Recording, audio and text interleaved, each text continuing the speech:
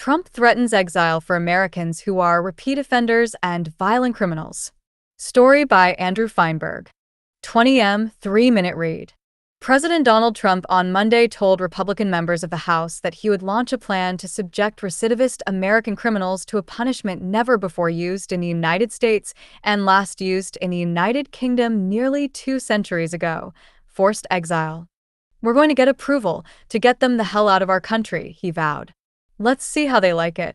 Trump last week pardoned more than 1,500 people convicted of crimes linked to the January 6, 2021 Capitol riots, including 169 who pleaded guilty to assaulting police officers in a bid to overturn the election in Trump's favor.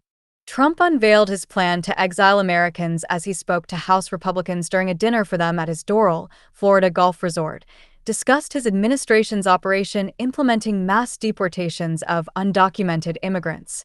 He boasted that his administration was tracking down the illegal alien criminals and detaining them, and "we are throwing them the hell out of our country with no apologies." He then pivoted to discussing the alleged relative viciousness of foreign criminals versus native-born American lawbreakers. "I used to say these are more violent than our criminals. In fact, the best part about them is they make our criminals look quite nice, actually, by comparison," said Trump. In fact, studies have shown that undocumented immigrants break the law far less than American-born citizens.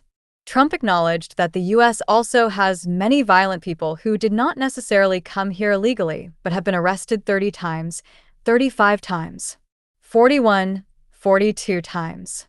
They have been arrested for crimes such as murder and other heinous charges such as pushing people into subways or striking people with baseball bats or punching old ladies in the face, knocking them unconscious and stealing their purse, he noted. "I don't want these violent repeat offenders in our country any more than I want illegal aliens from other countries who misbehave," Trump said. "They're repeat offenders by many numbers.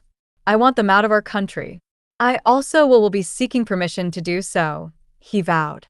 "We're going to get approval, hopefully, to get them the hell out of our country along with others. Let them be brought to a foreign land and maintained by others for a very small fee, as opposed to be maintained in our jails for massive amounts of money, including the private prison companies that charge us a fortune. Let them be brought out of our country, and let them live there for a while.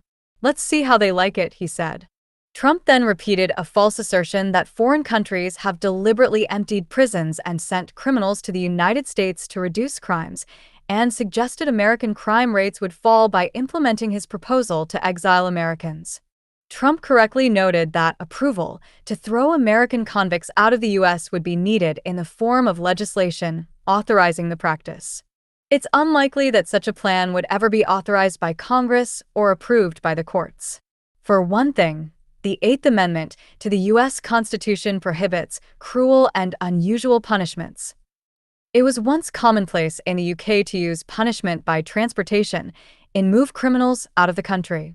Beginning in the 1600s, many English criminals were transported to the colonies that would later become the United States.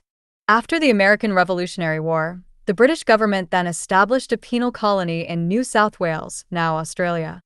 The practice ended in the second half of the 19th century. The Independent has always had a global perspective. Built on a firm foundation of superb international reporting and analysis, The Independent now enjoys a reach that was inconceivable when it was launched as an upstart player in the British news industry.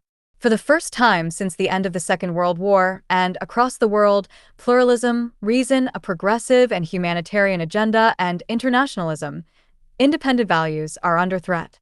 Yet we, the Independent, continue to grow.